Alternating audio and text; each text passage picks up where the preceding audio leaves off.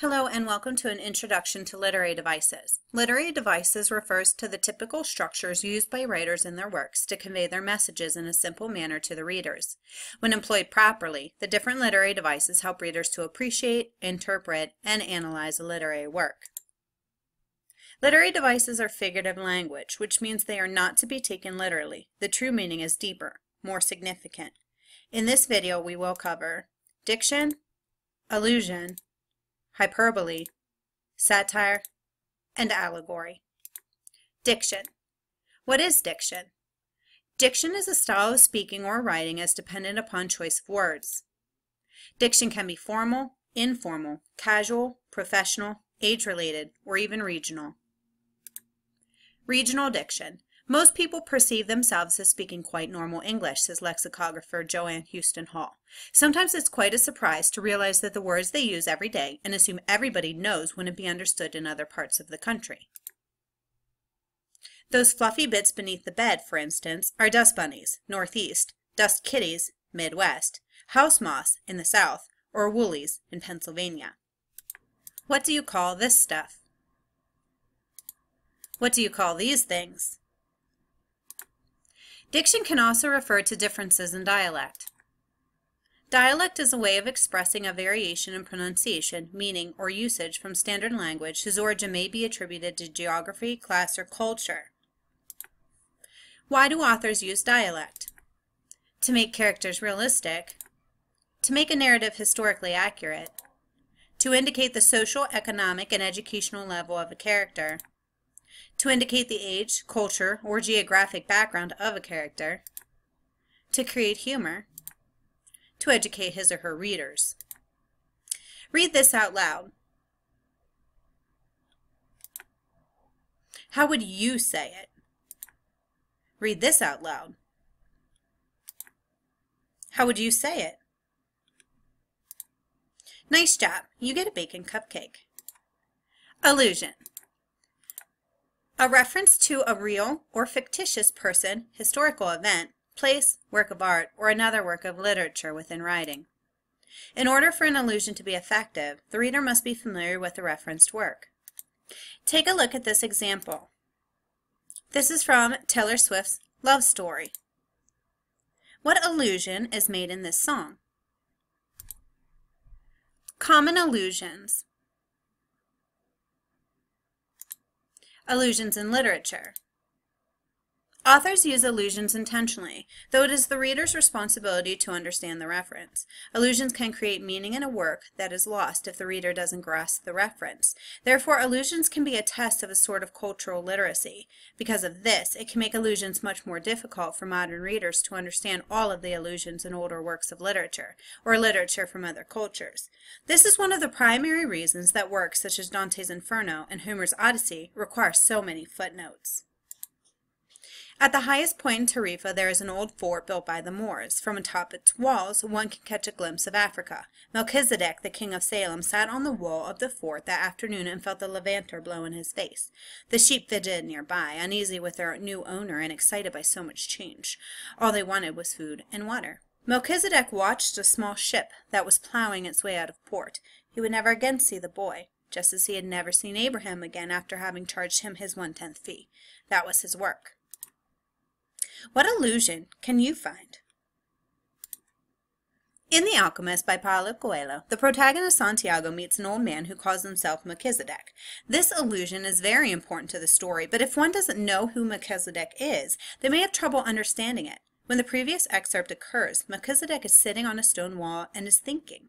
The quote takes place after he meets Santiago, and he is remembering the boy. He knew that he would never see the boy again, just like the experience that he had had with Abraham, a well-known Christian figure. Also, when Santiago and Melchizedek were talking, Melchizedek blesses Santiago.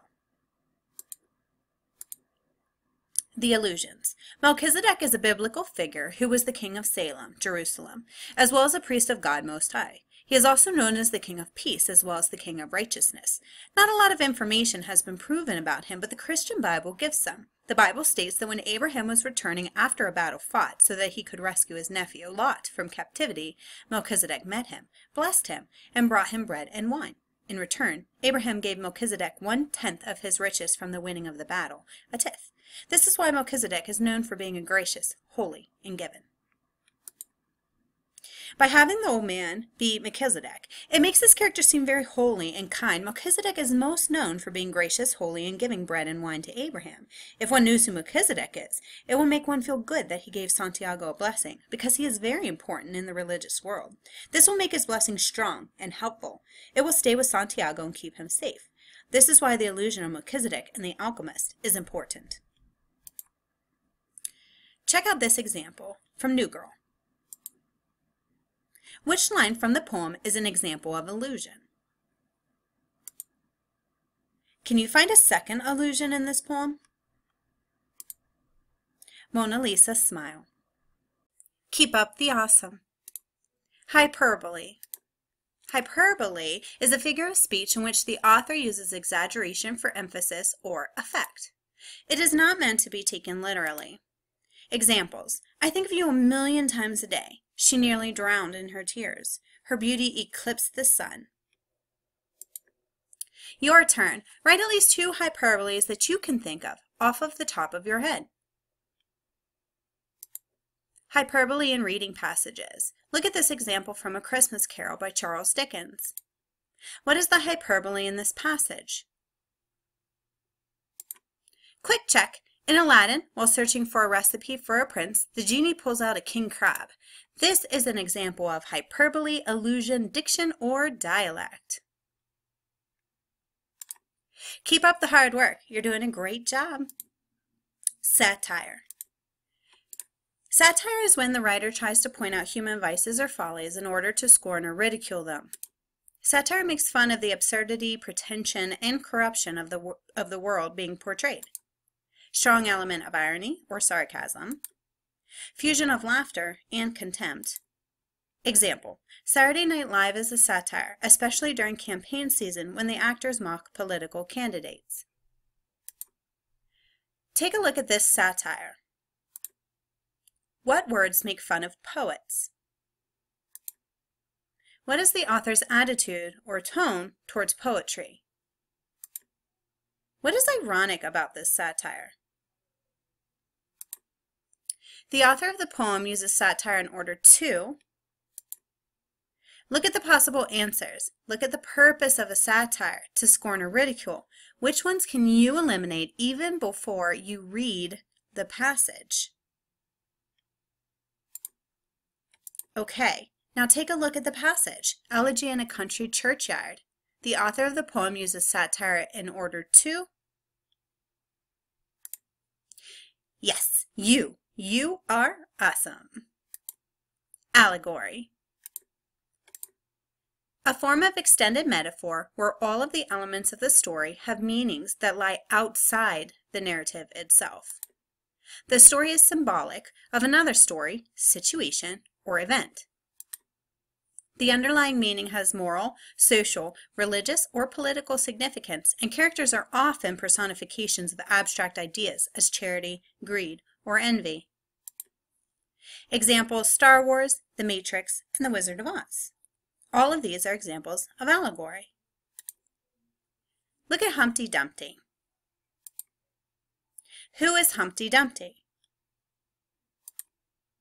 Two of the most popular theories link Humpty Dumpty to 2 separate historical events.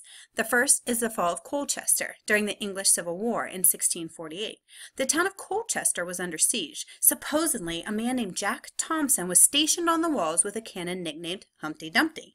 Thomas and the cannon managed to do a lot of damage to the advancing parliamentarian troops until the cannon eventually tumbled to the ground.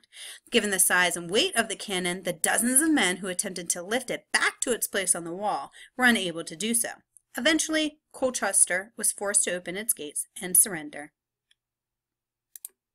The other popular theory is that Humpty Dumpty represented King Richard III, called the Humpbacked King.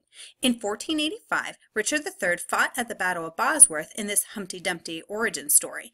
It was said that either his horse was named Wall, or his men who abandoned him were representative of the wall.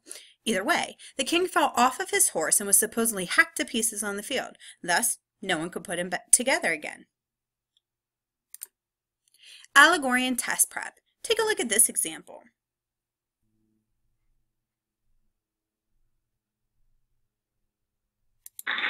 Well done.